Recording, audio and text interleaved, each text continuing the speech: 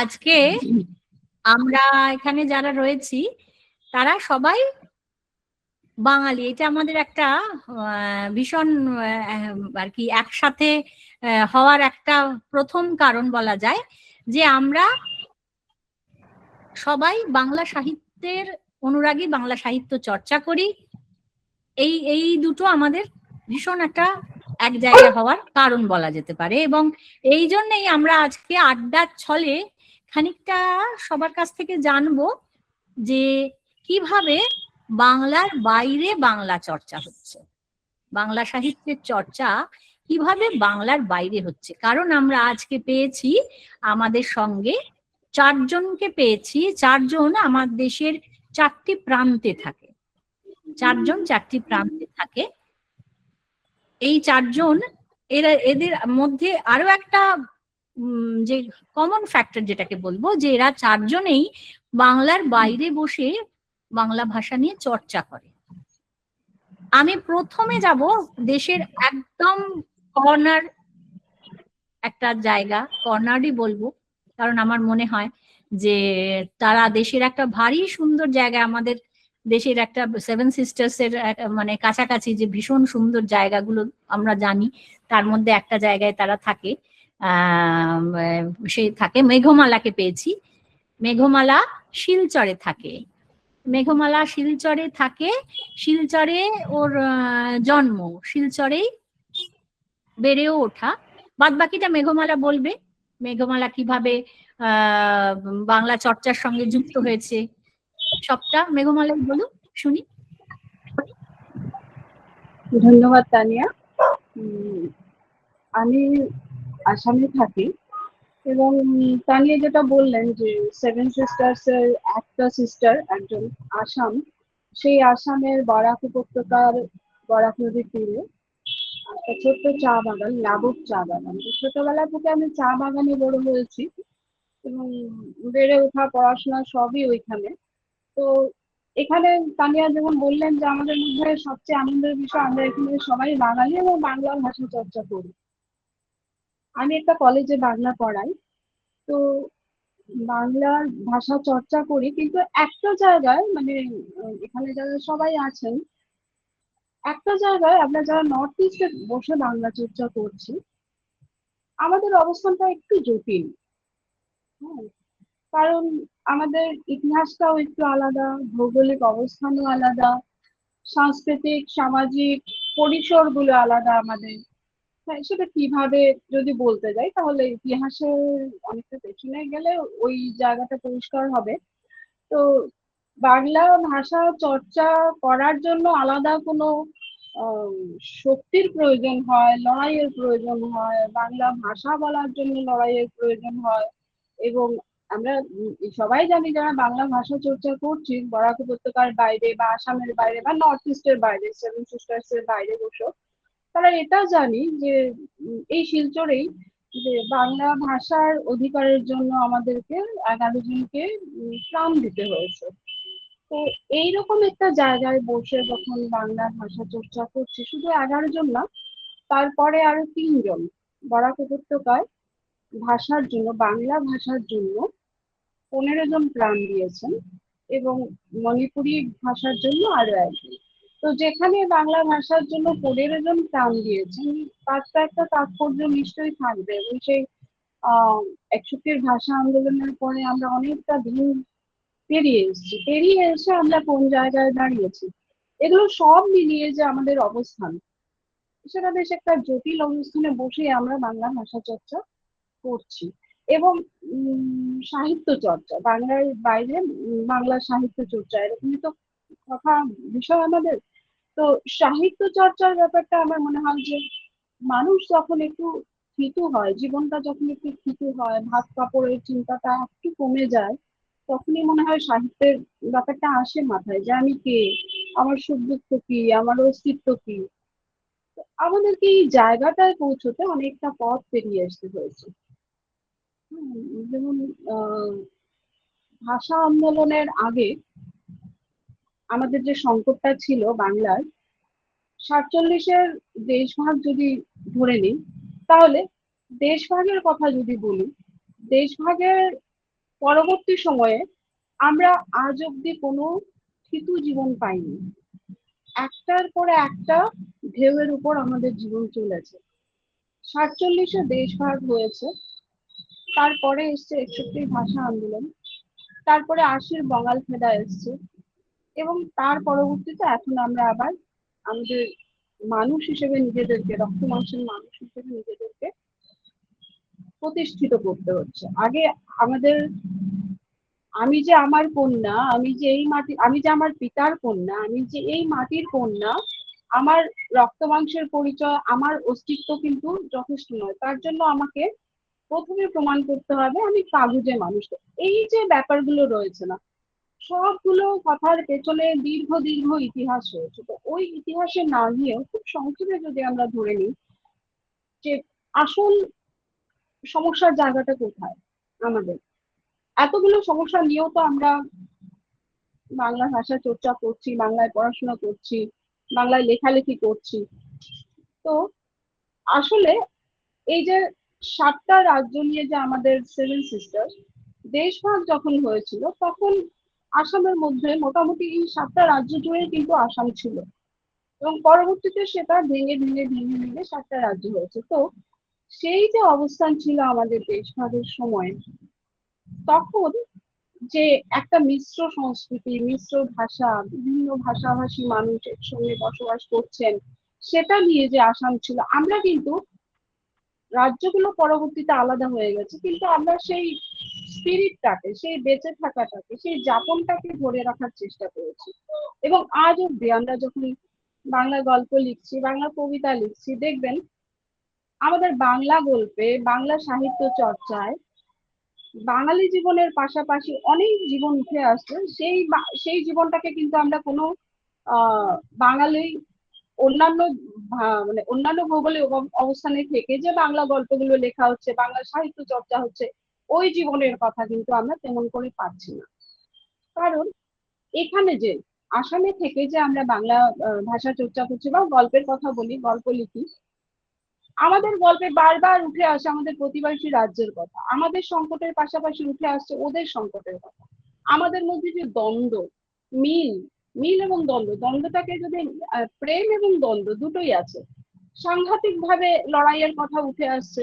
আবার পরবর্তীতেই দেখা যাচ্ছে যে এক হয়ে যাচ্ছে, একদম সম্প্রীতির কথা চলে আসছে। এই সব মিলিয়ে যে আমাদের অবস্থান, এবং পানিয়া যেটা বললেন, আমাদের প্রাকৃতিক যে ব্যাপারটা রয়েছে অসম্ভব সুন্দর, এত সুন্দর প্রাকৃতিক পরিবেশে আমরা থাকি, সেটার প্রভাবও আমাদের সাহিত্যে ফেলছে। তো সব মিলিয়ে আমি মনে করছি যে নর্থ ইস্টের মধ্যে থেকে, নর্থ ইস্টে যে বাংলা ভাষার চর্চা হচ্ছে, বাংলা সাহিত্য চর্চা হচ্ছে, সেটা ত্রিপুরা বলুন, মেঘালয় বলুন, এমনকি নাগাল্যান্ডে যেখানে একদম বাঙালিরা একদম কম, সেখান থেকেও বাংলা পত্রিকা বেরোচ্ছে। তো সেই নাগাল্যান্ড, ত্রিপুরা, মেঘালয়, আসাম, এইসব জায়গায় যে বাংলা সাহিত্য চর্চা হচ্ছে, সেগুলো আমার মনে হয় অন্যান্য জায়গায় যে বাংলা, সেটা তো স্বাভাবিকই, সব জায়গারই আলাদা আলাদা বৈশিষ্ট্য থাকে।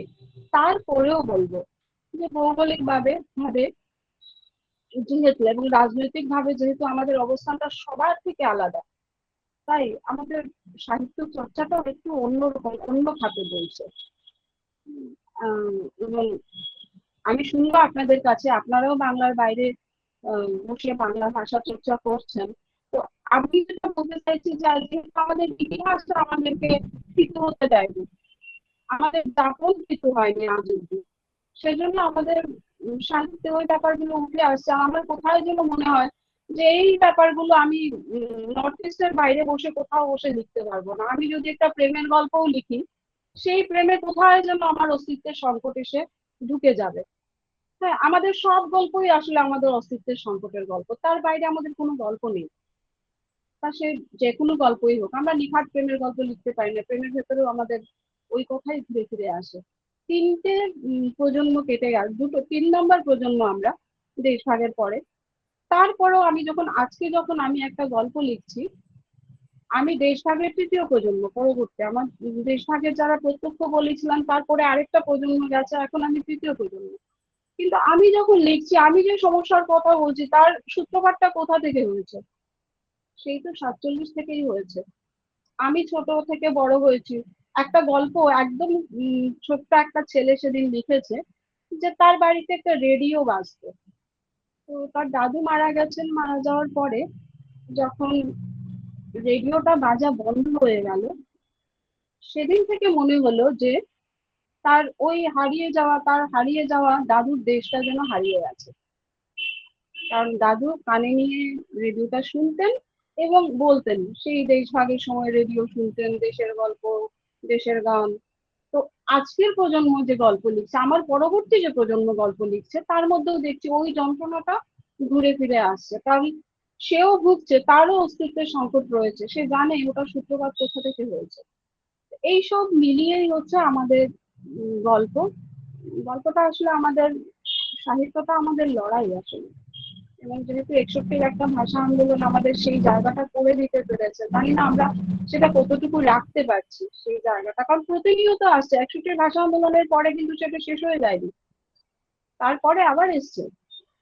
মানে তারপরেও আরো 3 জন ওই ভাষার জন্য, বাংলা ভাষার জন্যই জগন্ময় যিশু এবং বাচ্চু চক্রবর্তীকে প্রাণ দিতে হয়েছে। তো 15 জন ভাষা শহীদকে, ভাষা শহীদের মাটিতে আমরা বাংলা ভাষা সাহিত্য, ভাষা চর্চা করছি, সাহিত্য চর্চা করছি, এটা আমাদের জন্য ভীষণ গর্বের এবং একটা লড়াকু মনোভাব তৈরি করে দেয় মনে হয়। যে কারণে সত্যি কথাই আমরা, মানে আমি তো অন্তত নিজেকে ভীষণ ভাবে একটা মানে কি বলবো, এই যে মুহূর্তটা, এই যে তোমার কাছে এই যে শুনতে পাচ্ছি বসে, সামনে বসে, মানে একদম সরাসরি সামনে না হলেও এই যে তোমার মুখ থেকে আমরা এই যে যে কজন রয়েছি বা পরবর্তীতে যারা শুনবে, যে কিভাবে লড়াই, ইটস এ চ্যালেঞ্জ তোমাদের কাছে ভাষাটাকে হ্যাঁ, চালিয়ে নিয়ে যাওয়া। এই যে ভাষার জন্য যে মাটিতে শহীদ হয়েছে, সেই মাটিতেও তোমরা, আমার এটাই শুনে মানে খারাপও লাগলো বা অদ্ভুত লাগলো, বলবো কি বলবো জানি না, যে যে মাটিতে ভাষার এবং জন্য এখন শহীদ এটা কি হয়েছে হয়েছে, হ্যাঁ, তারাও এখনো বলছে যে আমরা কিন্তু অস্তিত্বের লড়াই চালিয়ে যাচ্ছি। এই যে ভাষাটা, চর্চাটা, তারা অস্তিত্বের সঙ্গে একসঙ্গে একাত্মতা বোধ করছে। আমার ভাষা আমার পরিচয়, যেটা আমরা বলি, দেখে এসেছি, এইটা একটা ট্যাগলাইন হিসেবে ইউজড হয়। হ্যাঁ, কিন্তু যেটা তোমরা প্র্যাকটিক্যালি, যেটা বাস্তবে তোমাদের এই অভিজ্ঞতাটা বাস্তব অভিজ্ঞতা, যে তোমরা বলছো যে আমরা লড়াই চালাচ্ছি, যে কারণে তুমি বলছো যে আমরা অন্য কোনো গল্প লিখতে পারি না, আমরা প্রেমের গল্প লিখতে পারি না, আমরা কিসের গল্প লিখছি না, এই যে অস্তিত্বের লড়াই, সেইটার গল্প লিখছি। হয়তো এই জন্যেই আজকের দিনে এই যে এই এই অভিজ্ঞতাগুলো রেখে দেওয়ার দরকার ছিল। যে আমি জানি না আজ থেকে 50 বছর 100 বছর বাদে কি হবে বা কি হতে চলেছে, আমার সেই অভিজ্ঞতা দিয়ে মানে আমার বলার ক্ষমতা নেই যে সময় কোন খাতে বইবে, জানি না, বলতে পারবো না। তবে এইটুকু অভিজ্ঞতা থেকে গেল, ওয়েবে থেকে গেল। এই জন্য ভাষা ভবিষ্যৎ চ্যানেল এবং আমরা যারা শুনবো তারা বা শুনছি, তারা নিজেরা সত্যি ভীষণভাবে মানে মনে করছি যে এই যে বাংলার বাইরে বাংলা চর্চা কিভাবে হচ্ছে। আমরা তো শুধু সাহিত্য চর্চা নিয়ে আজকে আলোচনা করব, আমি তো সেইটাই ভেবেছিলাম, কিন্তু সেখান থেকে প্রথম প্রশ্নে উঠে এলো যে ভাষাটা যেখানে এমন এক জায়গায় মেঘমালা থাকে এবং যেখানে ও ভাষা চর্চা করছে, যেখানে ভাষাটা ওর অস্তিত্বের সঙ্গে অঙ্গাঙ্গী ভাবে জড়িয়ে গেছে। পরে আবার আসবো আমি মেঘমালার কাছে। আমি যাচ্ছি এবার একদম খোদ রাজধানীতে বসে, যে বাঙালি মেয়েটি সাহিত্য চর্চা করছে, এবং আরো একটা ওর পরিচয়, ও দিল্লির মেরেন্ডা হাউসে ও বাংলার অধ্যাপিকা, বাংলা পড়ায়। শাশ্বতী গাঙ্গুলি আমাদের সঙ্গে আছে, তার অভিজ্ঞতাটা আমি জানবো আর কি। তারপরেই ওর ওর কাছে যাচ্ছি শুধু একটি কারণে, যে খোদ রাজধানীর কি অবস্থা, কারণ ও কিন্তু প্রবাসী। আমি ওইটাই প্রশ্ন করব একদম সরাসরি, যে তুমি কি নিজেকে কি মনে করছো, তুমি কি প্রবাসী বাঙালি মনে করো, নাকি বাংলা ভাষার একজন অধ্যাপিকা এবং যে রাজধানীতে বসে বাংলা সাহিত্য নিয়ে চর্চা করছে, পড়াচ্ছে, আগে এইটা এক দু লাইনে বলো, বলে তারপর তোমার অভিজ্ঞতাটা বলো যে কলকাতা থেকে তুমি যে গেলে দিল্লিতে, গিয়ে এবার সেইখানে এই মেঘমালার পার্সপেক্টিভে পড়ে যাচ্ছে। তিনটে প্রশ্ন তোমায় একসাথে করে রাখলাম, যে তারপর তোমার নিজের অভিজ্ঞতা বলার সাথে সাথে তুমি কিন্তু এইটাও নিশ্চয়ই তোমার মনের মধ্যে এখন আলোড়ন ফেলছে যে দেখো এমন একটা জায়গায়, আমার দেশেরই এমন একটা জায়গায় সে বসে আছে যার কাছে ভাষা আর অস্তিত্ব একই। কি করবো তোমার বা আর বাদ বাকি আমাদের সবার এমনটা হবে না, এটা তুমি বলো এবার, এটা জানবো। যাচ্ছি আমি শাশ্বতীর কাছে, শাশ্বতী গাঙ্গুলি। আমি যেটা বলবো প্রথমেই সেটা হচ্ছে যে আমাদের ভূগোল আলাদা হতে পারে, কিন্তু আমরা একই ভাষার মননে বাঁধা আছি সবাই। তো যে কারণে আমরা আজকে তোমার ডাকে সবাই সাড়া দিয়েছি। তো আমি রাজধানীতে যখন আসি 1999 সাল, আমার প্রথম কর্মজীবন শুরু করি এখানে, সেটা হচ্ছে দিল্লির জওহরলাল নেহরু ইউনিভার্সিটিতে। ওখানে বাংলার অস্তিত্বটা এইভাবে টিকে আছে। ওখানে আমি as a guest lecturer interview দিয়েছিলাম। ওখানে হচ্ছে তোমার মডার্ন হিস্ট্রি যারা পড়তে আসে সেন্টার অফ হিস্টোরিক্যাল স্টাডিজে, তো সেন্টার ফর হিস্টোরিক্যাল স্টাডিজে মডার্ন হিস্ট্রি স্টুডেন্টদের একটা যে কোনো একটা মডার্ন ইন্ডিয়ান ল্যাঙ্গুয়েজ, ওখানে তামিল, মারাঠি, বাংলা তখন পড়ানো হতো। তো সেই জায়গায় বাংলা আছে, কারণ কারুর ধরো scope of area West Bengal হলো, কারুর আসাম হলো, যাতে তারা বাংলা পড়তে পারে। তো সেইভাবে আমি প্রথম অবাঙালিদের বাংলা পড়ানো দিয়ে আমার কর্মজীবন শুরু করলাম। তো অবাঙালিদের বাংলা পড়ানো মানে আমি তখন অবশ্যই কলকাতা থেকে এসেছি এবং আমি এতটা হিন্দির সঙ্গে এখানে পরিচিতই নই। আর যারা পড়তে আসতো তারা সবাই MA PhD এবং মানে সবাই অনেকে বাইরে থেকেও আসতো, অ্যাবর্ড থেকেও আসতো। তো মিডিয়ামটা অবশ্যই হতো ইংলিশ অথবা হিন্দি। তো হিন্দি তো আমি একদমই বলতে পারতাম না তখন, তো ইংরাজি ভাঙা ভাঙা ইংরাজি দিয়ে চালাতাম। তো কিন্তু একটা কোথাও বোধহয় ওই থেকে যেত যে আমি আমার ভাষাটাকে শেখাচ্ছি। তো ওটা তো লিটারেচার শেখাতাম না, ওটা ল্যাঙ্গুয়েজ শেখাতাম। তো এই ল্যাঙ্গুয়েজ শিখতে শিখতে যেটা হলো, আমি ওখানে 20 বছর পড়িয়েছি, 99 সাল থেকে 2019 সাল পর্যন্ত। তো কেন আর পড়ালাম না সেটা অন্য ব্যাপার, সেটা বলতে গেলে হয়তো কিছুটা রাজনীতি এসে যাবে, তাই আর বলছি না। তো দিল্লিতে ওটা পড়াতে পড়াতেই আমি 2000 সালে মেরান্ডা হাউসে ইন্টারভিউ দিই, এবং আমি মেরান্ডা হাউস কলেজে, দিল্লিতে দুটো কলেজে বাংলা অনার্স পড়ানো হয়, একটা হচ্ছে মেরান্ডা হাউস আর একটা হচ্ছে জাকির হোসেন দিল্লি কলেজ। তো এই দুটো কলেজে অনার্স পড়ানো হয়। বাদ বাকি আরো বহু কলেজে, কিরোড়িমাল কলেজে এবং দয়াল সিং কলেজে এবং দেশবন্ধু কলেজে, এই সমস্ত কলেজে বাংলা আছে, যেখানে বাংলা BA প্রোগ্রাম যেটাকে আমরা বলি, মানে পাস কোর্সে পড়ানো হয়। আরো বহু ভালো ভালো কলেজে বাংলা ছিল, কিন্তু উঠিয়ে দেওয়া হয়েছে, উঠে যাচ্ছে। LSR এ ছিল, লেডি শ্রীরামে, কমলা নেহেরুতে ছিল, লক্ষ্মীবাইয়ে ছিল, এতগুলো কলেজে, IP কলেজে ছিল, কিন্তু সেখান থেকে বাংলার অস্তিত্ব এখন আর নেই, বাংলা উঠে গেছে। এখন শুধু Zakir Hussain morning evening, Miranda House, Deshbandhu আর দয়াল সিং, তো এই কলেজগুলোই, আর কিরোড়িমাল, এই কলেজগুলোই চলছে বাংলা। তো সেখানে না আমি কোথাও মেঘমালার সাথে একটা বোধহয় ওই যে উঠে যাচ্ছে বাংলা, তো এই যে অস্তিত্বের সংকট, ওখানে বোধহয় কোথাও একটা একাত্মতা ফিল করি, যদিও ওটা একদমই হিস্ট্রিক্যাল এবং আমার একটা প্রতিষ্ঠিত ব্যাপারটা হচ্ছে যে আগের, আমি শুনেছি আমাদের আগের প্রজন্মরা প্রচুর বাঙালিরা এখানে বদলি হয়ে আসতো, অফিসার, গভর্নমেন্ট অফিসাররা, এবং সেই ক্ষেত্রে বাংলা পড়াশুনোর চল ছিল, এবং বাংলা পড়াশুনো 8টা বাংলা স্কুল এখনো আছে। সেটা হচ্ছে Kashmiri Gate Bengali Senior Secondary School, একটা হচ্ছে রায়সেনা বেঙ্গলি স্কুল, আর হচ্ছে বিধাননগর, আর একটা হচ্ছে ইউনিয়ন একাডেমি, একটা হচ্ছে লেডি ওয়ারউইন, একটা হচ্ছে শ্যামাপ্রসাদ মুখার্জি, এবং একটা হচ্ছে বিনয়নগর। তো এতগুলো কলেজ স্কুলে কিন্তু বাংলা পড়ানো হয়, এবং এই সমস্ত স্কুলের ঐতিহ্য যেগুলো 100 বছর, 125 বছর, 108 বছরের বিল্ডিং এখনো দাঁড়িয়ে আছে এবং সেখানে পা দিলে সত্যি মনে হয় যে কোথাও ইতিহাস বোধহয় কথা বলছে, মানে বাংলা বিদ্যা চর্চার ইতিহাস। তো এখন আজকের যে পরিস্থিতি দিল্লিতে দাঁড়িয়ে, সেটা হচ্ছে উর্দু একাডেমি হয়ে যাচ্ছে, বিভিন্ন ভাষার একাডেমি হয়ে যাচ্ছে, কিন্তু বাংলা একাডেমির জন্য আমাদের লড়তে হচ্ছে। তো লড়াইটা কোথাও একটা থেকে গেছে এখনো, এবং আমাদের প্রতি পদে পদে যে আমাদের যে অনার্সের সিটের সংখ্যা সেটাও খুব লিমিটেড, আমাদের 10 জনের বেশি নিতে দেয়া হবে না, এরকম একটা ব্যাপার থাকে। তো সেখানেও সেই 10 জন আমরা কিরকম স্টুডেন্ট পাবো, তারা কোথা থেকে আসবে, এখানকার যারা বাঙালি তারা বাংলা কতটা পড়বে, এবং সবসময় একটা ভবিষ্যতের চাকরির সঙ্গে যুক্ত হয়ে গেছে। তো ভাষা বিদ্যা চর্চাটা এখন যে বাংলা পড়ে কি হবে, বাংলা পড়ে কি করা যাবে, তো আমাদের সেটারও কাউন্সিলিং করতে হয়, মানে যাতে তারা বাংলা পড়তে আগ্রহী হয়।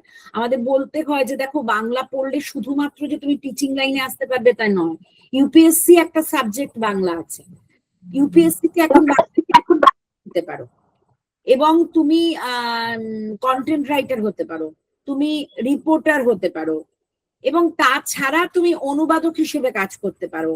যখন ভারতীয় ভাষার অন্যান্য অনুবাদ তৈরি হয় ভারতীয় ভাষায়, তখন বাংলা তো অবশ্যই একটা প্রতিনিধি স্থানীয় ভারতীয় ভাষা, যে তার অনুবাদক হিসেবে তুমি কাজ করতে পারো, তুমি অ্যাজ এ অনুবাদক বেঙ্গলি তুমি কাজ করতে পারো। তো এরকম ভাবে আমাদের কাউন্সিলিং করতে হয়। তো কেরিয়ার কাউন্সিলিং এর সঙ্গে বোধহয় কোথাও একটা যোগসূত্র থেকে যায় যে কারা বাংলা পড়বে, কারা বাংলা পড়বে না। তো সেখানে একটা প্রতি মুহূর্তে চ্যালেঞ্জ থাকে যে এতগুলো স্টুডেন্ট আমি মিট করতে পারবো তো। এবং আমরা সবাই জানি যারা কলেজে পড়াই, আমাদের এই যে ন্যাক আসে, তখন আজকাল এটাও দেখাতে হয় যে তোমার বিগত 5 বছরের স্টুডেন্টরা কতটা প্রতিষ্ঠিত হয়েছে, কতটা তারা উচ্চশিক্ষায় গেছে, কতটা তারা এমএ পড়েছে, তারপরে এমএ পর তারা কি করেছে। তো সেখানে বাংলা ভাষা সবসময় একটা সংকটের মুখে, একটা চ্যালেঞ্জের মুখে দাঁড়িয়ে আছে রাজধানীতেও, যে বাংলা ভাষা বিদ্যা চর্চা, বাংলা শিক্ষা, এগুলোকে এগিয়ে নিয়ে যাওয়ার জন্য আমরা কতটা ভবিষ্যতে তাদের অনুপ্রাণিত করতে পারি, এবং তারা কিভাবে তারা একটা সফল কেরিয়ার পেতে পারে বাংলা পড়েও। তো সেই ব্যাপারটা আমাদের সারাক্ষণ উদ্দীপ্ত করতে হয়। আর একটা ব্যাপার হচ্ছে সাহিত্য চর্চা। সাহিত্য চর্চাটা তো, সাহিত্যটা অনেকটাই নিজের মানে প্রাণের জিনিস। তো আমার মনে হয় যখন দিল্লিতে এসে আসি, এবং আমার প্রথম যখন আমি বাসে করে জেএনইউ যাই, 615 করে যেতাম, তখন ওই ওয়েস্টার্ন কোর্টের সামনে থেকে উঠতাম, তো তখন আমার নিমাই ভট্টাচার্যের মেম সাহেব মনে পড়তো। তারপরে যাযাবর অমনিবাসে যে দিল্লির বর্ণনা, একটা করে রাস্তা দিয়ে হাঁটতাম আর সেগুলো মনে হতো যেন একটা করে অ্যালবামের পাতা উল্টাচ্ছি। গ্রিন পার্কে যেতাম, যেন মনে হতো সেই নিমাই ভট্টাচার্যের লেখা মেম সাহেবের সংসার সাজানো দেখতে পাচ্ছি। এরকম ভাবে কলকাতা থেকে আসার পরে ভূগোল বিচ্ছিন্ন হলেও আমার কোথাও মনে হয় ভূগোল তো আকাশ আর মাটি নিয়ে, তো আকাশ আর মাটি তো আমাদের একসঙ্গে করে রেখেছে কোথাও। তো আরেকটা জিনিস একসঙ্গে করে রেখেছে, সেটা হচ্ছে প্রাণের যে রসদ, যে ভাষা। তো সেই ভাষার সূত্রে যেটা প্রথমেই বললাম, যে আমরা একইভাবে বাঁধা আছি, এবং বিভিন্ন জন বিভিন্ন ক্ষেত্রে বিভিন্নভাবে তার লড়াই চালিয়ে যাচ্ছে। তো সাহিত্য চর্চার ক্ষেত্রটা আমার মনে হয় তানিয়া এখনো জিজ্ঞেস করনি তুমি, তোমার প্রশ্নের উত্তর মনে হয় যতটা তুমি চেয়েছিলে ততটা আমি দিতে পেরেছি। সাহিত্য চর্চার লড়াইয়ের জায়গাটায় আমি মূলত যেটা আর কি, রাজধানীতে কি কেমন পরিস্থিতি, অ্যাকচুয়ালি এই অনুষ্ঠানটা তো আজকে জানতে চাইবার জন্যে যে আগ্রহ নিয়ে আজকের অনুষ্ঠানটায় আমরা এসেছি আর কি। আমি মূলত অনুষ্ঠানটায় এসেছি যে কিভাবে বাংলার বাইরে বাঙালিরা তাদের ভাষা নিয়ে চর্চা করছে। আমরা তো বাংলায় বসে, আমি আশা করি যে আমরা বাংলায় বসে আমরা খুব একটা সুবিধাজনক পরিস্থিতিতে থাকবো, কারণ যদিও হয়তো তেমন নেই আজকের দিনে, কিন্তু এ তো অবশ্যই যে যেখানে যেটা রিজিওনাল ল্যাঙ্গুয়েজ, সেখানে তো একটা আমরা ফেসিলিটি পাই, কিন্তু মেঘমালাকে যে কারণে প্রথম প্রশ্নটা করলাম যে মেঘমালার ওইখানকার পরিস্থিতি কেমন, আবার তার পরবর্তী প্রশ্নই তোমাকে করলাম যে খোদ রাজধানীতে পরিস্থিতি কেমন, সেটাও তুমি সুন্দর করে প্রাঞ্জল ভাষায় আমাদের জানালে, আমরা জানতে পারলাম যে কি রকম পরিস্থিতিতে আর কি বর্তমান পরিস্থিতি কেমন রাজধানীতে। এটা খুব ভালোভাবেই বুঝতে পারলাম। আবার পরে আবার অন্য জায়গায় যাব, ঠিকই করেছো তুমি, এইটুকুতেই সেরেছো। আমি আসলে জিজ্ঞেস করলাম যে এখানে সুকান্ত দা এসেছেন, দেখলাম সুকান্ত দাকে মানে কয়েকজন অতিথি, হ্যাঁ নিশ্চয়ই আমাদের রয়েছেন, তার মধ্যে সুকান্ত দা কিন্তু এই ভাষা ভবিষ্যৎ চ্যানেলের প্রধান উপদেষ্টা, মুখ্য উপদেষ্টা। যা কিছু করি সুকান্ত দা, আলাপ হয়েছিল আপনার সঙ্গে আমার। হ্যাঁ, ওই জন্যই সুকান্ত দা রয়েছেন, সুকান্ত দাকে পেয়েছি, এটা একটা খুব বড় কথা আমাদের কাছে। সুকান্ত দা তো নিশ্চয়ই পরে সবারটা শুনে নিয়ে যা যা মনে হবে সুকান্ত দাও নিশ্চয়ই কিছু বলবে। তাহলে এইবার আমি বাসব দত্তার কাছে যাব। আর আপনি একটা প্রশ্ন রেখে দিচ্ছি, এটা যারা 4 জন আছেন 4 জনের কাছেই, যে আপনারা যেহেতু প্রবাসী বাংলা চর্চা করছেন, তো সবচেয়ে আনন্দের মুহূর্ত ভাষা চর্চা সম্পর্কিত কি ছিল সেইটা একটু, সেটার একটু আভাস পেতে চাই। সেটা আমি পরে যাব দিলাম প্রশ্নটা, পরবর্তী মানে আমি 4 জনের থেকেই হয়তো আনন্দের মুহূর্তের কথা কিছু শুনতে চাইবো ভাষা চর্চা। নিশ্চয়ই নিশ্চয়ই, হ্যাঁ হ্যাঁ হ্যাঁ নিশ্চয়ই যাব পরে। আনন্দের মুহূর্ত, এই যে চ্যালেঞ্জিং ব্যাপারটা যখন আসছে, সেইটাই আমি বলতে যাচ্ছিলাম যে এতটাই না নিশ্চয়ই নয়, আশা করব আমি যে যেখানে মেঘমালা প্রথমে বলল যে ওদের কাছে অস্তিত্বের লড়াই, বাংলা ভাষা চর্চা অস্তিত্বের লড়াই। আর সব থেকে যেটা আমি বোধহয় মানে কখনো ভুলবো না, এমন অভিজ্ঞতা আমার হবে আমি ভাবিও নি, যে মেঘমালা বলছে যে আমরা প্রেমের গল্প লিখতে পারি না, কারণ আমাদের কাছে ওই সাহিত্যে চর্চার মূল জায়গাটা ভাষাটায় নিয়ে বেঁচে থাকা। যে যে মাটিতে 15 জন ভাষা শহীদ হয়েছেন, সেই মাটিতে আমরা সেই ভাষাটাকে টিকিয়ে রাখার জন্য নিজেদের অস্তিত্ব, আমরা বাঙালি সেই অস্তিত্ব টিকিয়ে রাখার জন্য লড়াই করছি ভাষা চর্চার মাধ্যমে। ভাষা চর্চার মাধ্যম যে এমনও হতে পারে, এমনটা ভাবিনি। সেইটাই আমি আবার এর কাছেও সেই একই প্রায় অভিজ্ঞতা, প্রায় একই।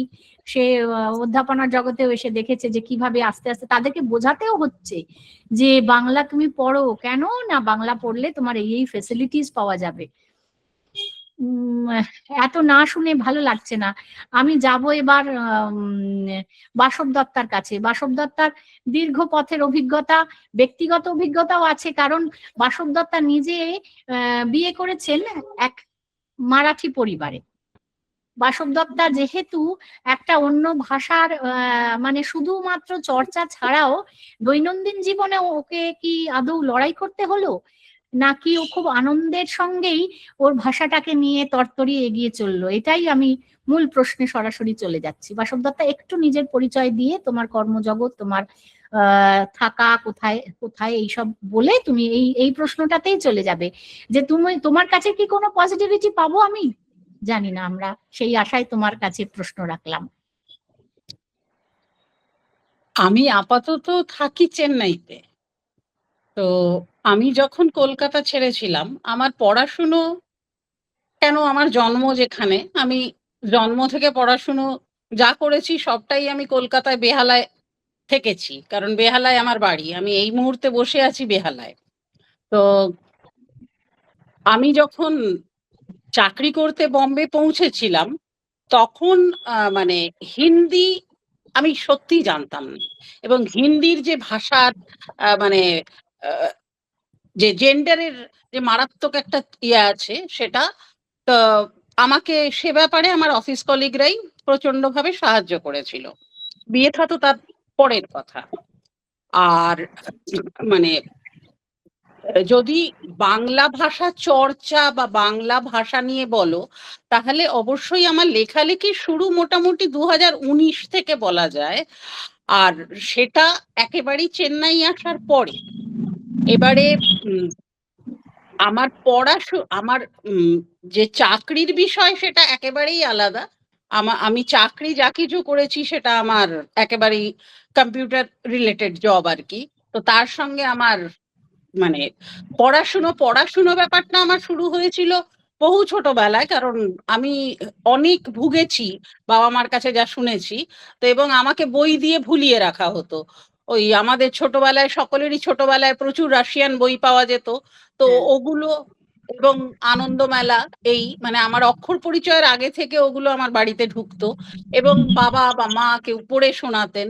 এবং ওটা এমন একটা অভ্যাসে পরিণত হয়েছিল যে বই আমার একমাত্র সঙ্গী। মানে আমি যখন বম্বে গেছি, আমার সুটকেসে জামা কাপড় কটা ছিল আমি জানি না, কিন্তু বেশ কিছু বই ছিল। এবং বাবা মা যে কবার আমার কাছে এসেছেন, মানে বিয়ের আগে এবং বিয়ের পরে, সব সময় বাবা বেশ কিছু বইপত্র সঙ্গে নিয়ে আসতেন। তো আমার পড়াশুনোটা এভাবে চলতে থেকেছে, মানে এমন নয়। আর তখন অবশ্যই আমি ভাবিনি যে আমি কোনোদিন মানে লিখবো, এই ভাবনাটাও কোনোদিন তখন আমার মনের মধ্যে ছিল না। আর মারাঠি পরিবারে বিয়ের সঙ্গে আমার ভাষা নিয়ে দ্বন্দ্ব আমি সেভাবে কিছু বুঝতে পারিনি, কারণ আমার হাজব্যান্ড এখনো বাংলা প্রায় সে কিছুই বোঝে না। মানে সে মনে করে সে প্রচুর বাংলা বোঝে, কিন্তু আক্ষরিক অর্থেই সে বোঝে না, এবং সেটা আমি তাকে সামনেই বলি। তবে আমার নিজের ভাষার প্রতি আগ্রহ আছে বলেই আমার বিয়ের পরে আমি 1 বছরের মধ্যে আমি মারাঠিটা শিখেছি। এবং মারাঠিটা আমার শাশুড়ির কাছেই শেখা। মারাঠি লিখতে, পড়তে, বলতে সবটাই আমি পারি। তো এইভাবে মানে চলেছে। বাট তারপরে যখন আমি চেন্নাইতে আমরা চলে এলাম, তখন আমরা একটা ওখানে আসার পরে আমি 11-এ এসছি চেন্নাইতে। 2016-তে এই নিখিল ভারত বঙ্গ সাহিত্য সম্মেলন, সুকান্তদা জানেন, সুকান্তদা গেছেন, গৌরদা গেছেন ওখানে। এবার তার সঙ্গে যুক্ত হলাম।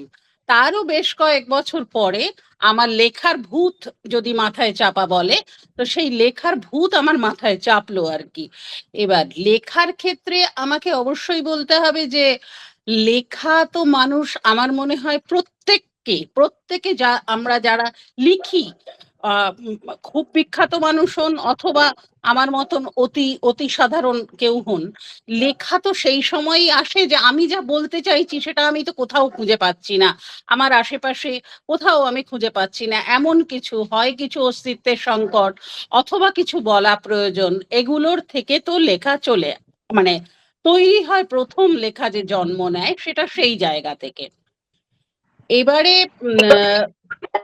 লিখতে হ্যাঁ শুরু করেছি। এবার তুমি যদি বলো তানিয়া যে প্রচুর ওখানে প্রচুর বাঙালি আমার বাংলা পড়েন কিনা, এবার এক্ষেত্রে আমাকে অবশ্যই বলতে হবে যে 20-30% বাঙালি পড়েন হয়তো, কিন্তু বেশিরভাগ লোকই পড়েন না। এবারে যদি ফেসবুকে কিছু পোস্ট করলাম তখন ওই অভিনন্দনের বন্যায় ভেসে যাই, কিন্তু মুশকিল হচ্ছে যারা অভিনন্দনের বন্যায় ভাসান তারা আমার কটা লেখা আজ অব্দি পড়েছেন আমি নিজে জানি না। এই মিথ্যে বলে লাভ নেই যে ওখানে প্রত্যেকে, হ্যাঁ নিখিল ভারত বঙ্গ সাহিত্য সম্মেলনের সঙ্গে যারা যুক্ত, আমরা একটা পত্রিকা বার করি সাগরী প্রতি বছর, সেটার সঙ্গেও আমি এখন অনেক দিন ধরে তার সম্পাদকীয়তে যুক্ত। তো সেখানে যারা আছেন তারা হয়তো পড়েন, হয়তো, কারণ কেউ কেউ বলেন। কিন্তু তা বাদেও তো একটা বিশাল পরিমাণ বাঙালিদের সঙ্গে আমরা যুক্ত। আর তামিলদের ক্ষেত্রে এই আশা আমি করি না, কারণ তাদের ভাষার সঙ্গে আমাদের ভাষার দূরত্বটা প্রচুর। আমি তামিল শেখার জন্য এখনো 15 বছর প্রায় হতে চললো আছি। এবারে এখনো প্রতিদিন আমার মনে হয় লড়াই করছি। মোটামুটি মানে ভাষাটা বোঝাতে পারি অথবা বুঝতে পারি, এটুকু বলবো। পড়তে পারি না, এখনো পারি না। তা ওদের লিপি এবং আমাদের লিপিতে এত পার্থক্য যে 2-1 বার শেখার চেষ্টা করেও আমি দেখেছি যে আমি পারছি না। আচ্ছা, এবার যদি আরেকটু কিছু বলো যে কি বলতে চাও, মানে আমি কি বলবো, কি নিয়ে প্রশ্ন?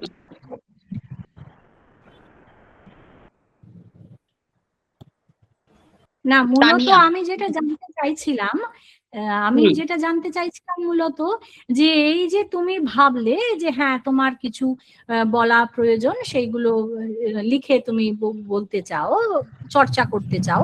হ্যাঁ, এই যে রাস্তাটা চর্চা করতে চাই, যেটা বাংলায় বসে আমাদের পক্ষে সুবিধাজনক, ফেসবুক অ্যাপার্ট, ফেসবুক বাদ দিয়ে ফেসবুকের মাধ্যমটা তো ঠিক সেইভাবে চর্চার মাধ্যম বলে এখনো পর্যন্ত গণ্য নয়। সুতরাং আমি সেই দিকে যাব না। হ্যাঁ, এবং আমি বলতে একদম প্রিসাইসলি বলছি, ধরো এই যে সুকান্ত দার বই আমরা যেভাবে পড়ি, ওখানকার বাঙালিরা, আমি শুধু বাঙালিই ধরছি, হ্যাঁ, তারা কি সেইভাবে পড়ে? অ্যাভেলেবিলিটি কতটা? তারা কি আনিয়েই পড়ছে, মানে এতটাই তারা আমরা যেমন মানে একদম পাগলের মতো খুঁজে নিয়ে পড়বো, হ্যাঁ, এরকম কিছু সংখ্যক মানুষ বাংলায় বেশি, কারণ তাদের অ্যাভেলেবিলিটিও আছে, লাইব্রেরিতে গিয়ে পড়তে পারছে। কিন্তু এই যে প্রতিবন্ধকতা তো একটা বাইরে আছেই, যে পাওয়া যায় না, তাদের ক্ষেত্রে হলে আনিয়ে পড়তে হবে, কতটা আগ্রহী তারা। আর যদি ধরো পড়া ছাড়া এইবার এসো লেখাতে, লিখতে গেলে তোমাদের কিছু কিছু, এই যেমন মেঘমালা প্রথমেই বলেছে যে ওদের কাছে লড়াই, বলেছে আমার শাশ্বতী বলেছে যে কিভাবে বাংলাগুলো কলেজ থেকে উঠে যাচ্ছে, বাংলা ভাষাটা উঠে যাচ্ছে, ডিপার্টমেন্ট গুলো বন্ধ হয়ে যাচ্ছে, আর ওদেরকে বুঝিয়ে বুঝিয়ে আনতে হচ্ছে। তুমি বা শর্মিষ্ঠা, এই দুজনের কাছ থেকেই দেখবো যে তোমরা তো একেবারে গ্রাউন্ড লেভেলে কাজ করছো, ওরা একটু অন্য জায়গায় কাজ করেছে, তোমরা তো একেবারে গ্রাউন্ড লেভেলে কাজ করছো। এই যে সাগরী পত্রিকা, আমি জানি, দেখেছি, সাগরী পত্রিকার সঙ্গে পরিচয় আছে আমার। তো পত্রিকাটা চালাতে গিয়ে, এখন তুমি সম্পাদকিতে আছো, পত্রিকাটা চালাতে গিয়ে কি কি অসুবিধে সুবিধে, হ্যাঁ, হচ্ছে, সুবিধেটা পরে আসছি, অসুবিধে তোমাদের তো ফেস করতে হয় কি হয় না আদৌ, এইটা। আর মেঘমালা, এক মিনিট তুমি না একটু মিউট করে রাখো। হ্যাঁ, বলো বাসব দত্ত। আচ্ছা, অসুবিধার ক্ষেত্রে অবশ্যই যদি সাগরীর কথায় আসি, তাহলে বলতে হয় যখন মানে লেখাগুলো এডিট করার ক্ষেত্রে, বানান এডিট করার ক্ষেত্রে, এবং একটা লেখা মানে এডিট করার জন্য নিশ্চয়ই একজন কোনো মানুষকে হলে হবে না, বেশ কয়েকজন মানুষকে লাগে। তো এবারে সেক্ষেত্রে সেটা একটা সংকট অবশ্যই আসে। কিছু মানুষ আছেন যারা করেন, এবং আমি করি এখন।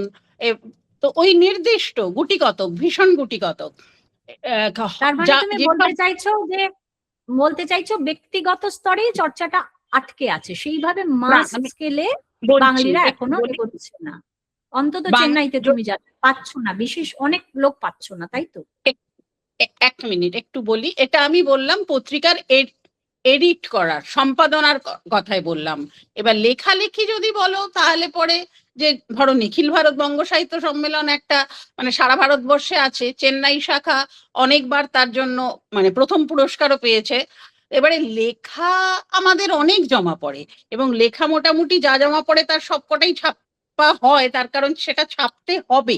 কেননা ওই জায়গায় থেকে যে নিখিল ভারত বঙ্গ সাহিত্য সম্মেলন তৈরি হয়েছিল বাঙালিদের লেখায়, বাংলা লেখায় উৎসাহিত করবার জন্য, এবং তার পরের জেনারেশনকে উৎসাহিত করার জন্য। এবার আরেকটা ক্ষেত্র ছিল নিখিল ভারত বঙ্গ সাহিত্য সম্মেলন, যে বাংলা ভাষা শিক্ষা। এবার বাংলা ভাষা শিক্ষার ক্ষেত্রে মানে আমাদের পরের জেনারেশনের ক্ষেত্রে উৎসাহ ভীষণ কম, মিথ্যে বলে কোনো লাভ নেই, যে উৎসাহ বড় কম। সেখানে মানে তারা দেখছে তাদের চোখে, তাদেরকে তামিল শিখতে হয়, এবং তামিল বাদে তারা যখন তামিল আর ইংরেজির বাইরে তারা যখন অন্য কোনো ভাষা শিখতে চায়, বেশিরভাগ ছেলে মেয়ে দেখেছি আমি মানে ফ্রেঞ্চ বা জার্মান, এই দুটো ল্যাঙ্গুয়েজ তারা শেখার চেষ্টা করে। তারা কিন্তু কেউ এটা ভাবে বলেও আমি জানি না যে বাংলা। এবং আমি ওদের অনেককে বলেছি, যে শুনেছি যে আগে বাংলা ক্লাস হতো, এবারে যে তোরা যদি শিখিস আমি শেখাবো। তো কারণ কিন্তু এই যে আমি শেখাবোতে খুব একটা আমি কারোর উৎসাহ পাইনি। একজন দুজন হয়তো বলে হ্যাঁ আন্টি একটুখানি যদি গাইড করো, আমার বাংলা শিখতে ইচ্ছে করে, এরকম দুই একজন। যেমন আমি এক্ষেত্রে একটা বলতে পারি যে আমার এক বন্ধুর মেয়ে, সেটা একেবারেই চেন্নাইতে নয়, তারা বম্বেতে থাকে, থানেতে। তো ওর হাজব্যান্ড একবার খুবই অসুস্থ হয়েছিলেন, তখন ওর বাবা মা বম্বেতে ছিলেন অনেকদিন। তো সেই মেয়েটি, বাচ্চা মেয়ে, এখন ক্লাস 6-এ পড়ে। তো ওকে কিন্তু পুরো মানে ও বাংলা এমন ভাবে শেখানো হয়েছে, ও গল্পের বইয়ের পর গল্পের বই, আমি তাকে মাঝে মাঝেই বই পাঠাই যে একটা মেয়ে মানে বাংলার বাইরে থেকে এইটুকু বাচ্চা মেয়ে যখন বাংলা পড়ছে, মানে আমারই নিজের ভীষণ মনে হয় যে ওকে আরো কয়েকটা বই পাঠাই, ও আরেকটু বাংলা পড়ুক আর কি। অবস্থাটা এরকম। তো এক্ষেত্রেও আমি বই অবশ্যই উপহার দিই, এখনো দিয়ে যাই। এবারে বেশিরভাগ ক্ষেত্রে শুনি যেটা যে তাদের মায়েরা পড়ে, তাদের মায়েরা পড়ে এবং তাদেরকে হয়তো শোনায়। এই এই পর্যন্ত। আচ্ছা, তাহলে একটা জিনিসই বুঝলাম যে ব্যক্তিগত স্তরে এখনো চেষ্টা চলছে, এইটা বোঝা গেল, একটু আশার আলো অন্তত পেলাম। এইবার আমি শর্মিষ্ঠার কাছে যাচ্ছি, যে শর্মিষ্ঠা একটু ছোট্ট করে এই প্রশ্নটাই আমি তোমার কাছে রাখবো, যে কিভাবে তুমি কিছু চ্যালেঞ্জ আলাদা করে কিছু বলতে পারো না, কি তোমার কাছে কি পজিটিভিটি কি নেগেটিভিটি, কারণ তুমিও মোটামুটি বাসব দত্তার সঙ্গে একই অভিজ্ঞতা, একই রকম আর কি জায়গায় রয়েছে, জমিটা তোমাদের দুজনের প্রায় একই। হ্যাঁ, আমি তানিয়াকে আগেই বলেছিলাম কথাটা যে এতটা নেতিবাচক কথা বলতেও ভালো লাগে না সব সময়। তো যাই হোক, যেটা সত্যি সেটা তো বলতেই হয়। আমি 93 সালে গিয়েছি পুনাতে, তারপরে এখন কিছুটা সময় মাসের 15 দিন হয়তো বম্বেতে থাকি, 15 দিন পুনা, আমাকে এইভাবে থাকতে হয়। তো বম্বেতে আমি মোটামুটি একটা চর্চা কিন্তু দেখেছি, সবার মধ্যে না হলেও।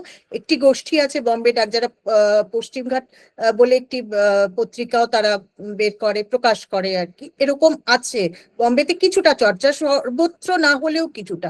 কিন্তু পুনার ক্ষেত্রে আমার, যেহেতু আজকে আমি পুনা নিয়ে বিশেষভাবে বলবো, পুনার ক্ষেত্রে আমার অভিজ্ঞতা খুব যে ভালো আমি সেটা বলবো না। বিক্ষিপ্তভাবে হয়তো কিছু চর্চা হয়েছে। একজন ছিলেন সুদীপ মৌলিক বলে একজন, তিনি বহু বছর নিজের খরচায় চেষ্টা করেছেন পত্রিকা প্রকাশ করতে, কিন্তু যেটা বাসব দত্তা বলল, গল্প যেগুলো প্রচুর জমা পড়তো, এবং উনি বলতেন সমস্ত গল্প ছাপার যোগ্য নয়, কিন্তু ছাপতে হতো। এবং একসময় উনি সত্যি সাহিত্যকে ভালোবেসে নিজের পেনশনের টাকা দিয়েও করেছেন কাজটা, কিন্তু একটা সময় উনিও বিরক্ত হয়ে গেলেন, বললেন যে আমি এসব গল্প আমি ছাপবো কি করে, তাহলে আমার এই পত্রিকা প্রকাশ করার মানে কি। আজকে সুকান্ত দা আছেন বলে আমি বলছি না, আমি তো জানতাম না উনি আসবেন, কিন্তু এই যে আমি নিয়ে যাচ্ছি এবারও, প্রতিবার আমি একটি দুটি বই, তোমরা শুরু করো বলে আমি আমার দিক থেকে আমি যতটুকু পারি চেষ্টা করি যে একটু শুরু করো। এবারও আমি দুটি তিস্তা যাবে, একটি বিরহতান আমি নিয়ে যাচ্ছি, আরো 2-3টে বই অন্য লেখকের আমি নিয়ে যাচ্ছি, পড়ো। কারণ অনেকেরই আমি দেখেছি ওই শরৎচন্দ্রর পরে আর এগোনো হয়নি, ওইখানেই জ্ঞান থেমে আছে। আমি বিরাট সাহিত্যবোদ্ধা এমন বলার আমার মানে সাহসই নেই, কিন্তু হ্যাঁ, পড়ার চেষ্টা করি। শুধু তাই নয়, কারো গল্প বেরোলো, কারো কিছু হয়তো তার খুব মানে আলোচনা দেখছি, খুব ভালো গল্প হয়েছে ইত্যাদি, আমি ফোনে বলি যে আমার জন্য ওই দেশটা কিনে রেখো তো, আমার জন্য এটা কিনে রেখো তো, আমি একটু পড়বো, রেখে দাও, এবং এসে এসে আমাকে পড়তে হয় একসঙ্গে অনেকগুলো গল্প। তবুও আমি চেষ্টা করি। আজকের দিনে আমার মনে হয় একটা স্মার্টফোন হাতে সবার থাকে, হ্যাঁ, এবং ওই ফোনটা থাকলে, ইচ্ছে যদি থাকে, আমি কিন্তু সবটা করতে পারি। আমি এই ইচ্ছেটার সত্যি অভাব দেখেছি। দ্বিতীয়ত আরেকটা জিনিস আছে, সবটাই যে দোষের তা নয়, একটা খুব অস্থির সময়ের মধ্যে দিয়ে আমরা চলেছি।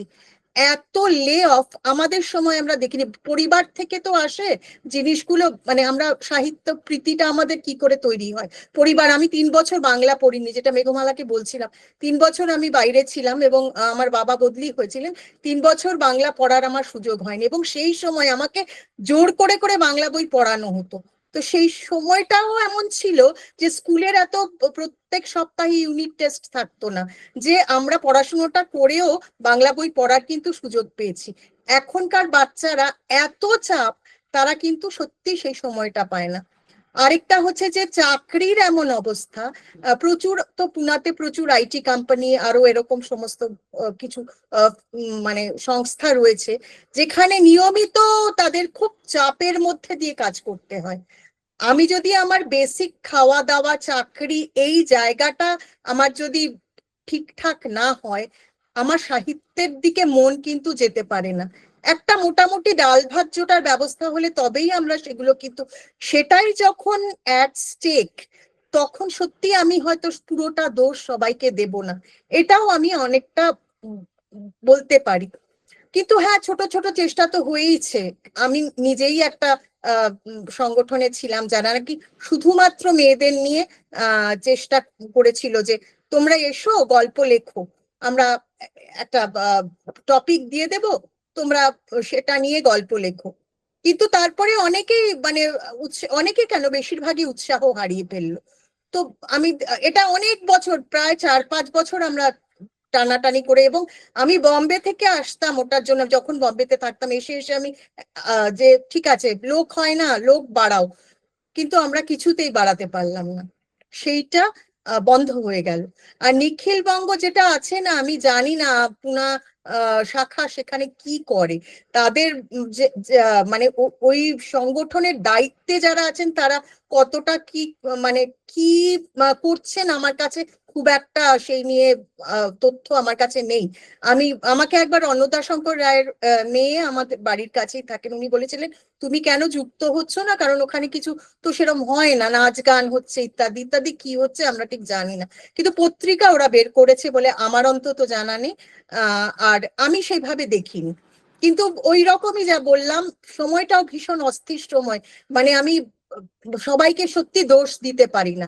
এখন একটাই মাত্র হয়েছে, গত কয়েক বছর ধরে আমি দেখেছি যে কিছু বইয়ের, বাংলা বইয়ের দোকান পুজোর সময় স্টল কিছু দেওয়া হয়, তাতে একটু আধটু ভিড় দেখি, খুব যে পাগলের মতো ভিড় সেরকমও নয়, থাকে 2-1 জন কেনে টেনে এইরকম, এইটুকু আমি অগ্রগতি দেখেছি। একেবারে 93-তে একেবারেই যেরকম ছিল না, সেইটা যদি, এটাকে অগ্রগতি যদি বলি আর কি, তো সেইটা আমি দেখেছি। এছাড়া সত্যি খুব বেশি আশার আলো আমি দেখতে পাচ্ছি না।